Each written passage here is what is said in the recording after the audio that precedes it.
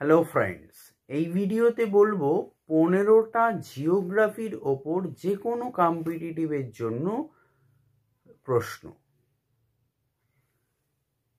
Number 1, কোন নদী বিহার থেকে পশ্চিমবঙ্গের মধ্যে দিয়ে প্রবাহিত হয়ে ওড়িশায় গিয়ে পড়েছে? আনসার সুবর্ণরেখা। 2, ভারতের কোন হ্রদের জল সবচেয়ে বেশি লবণাক্ত? আনসার সম্বর হ্রদ। 3, কৃত্রিমভাবে তৈরি গোবিন্দসাগর হ্রদ কোথায় আছে? হিমাচল প্রদেশ। 4, শিবসমুদ্রম জলবিদ্যুৎ কেন্দ্রটি কোন রাজ্যে আছে? কর্ণাটক। 5, ইপিকাক ও সিনকোনা চাষ পশ্চিমবঙ্গের কোথায় হয়? আনসার দার্জিলিংয়ের মংপুতে। 6, ভারতের দীর্ঘতম সেচ খাল কোনটি? আনসার ইন্দিরা গান্ধী খাল, 650 কিলোমিটার।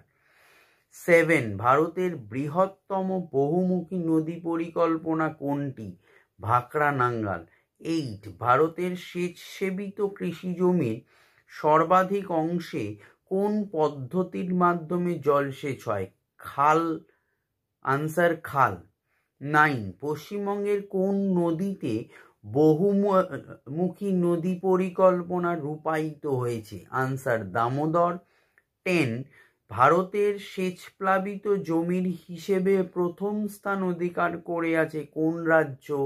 পাঞ্জাব। 11, জলাশয়ের সাহায্যে জলসেচের প্রচলন বেশি ভারতের কোন অংশে? আনসার দক্ষিণ ভারতে। 12, নিরক্ষীয় অঞ্চলে কি ধরনের বৃষ্টিপাত হয়?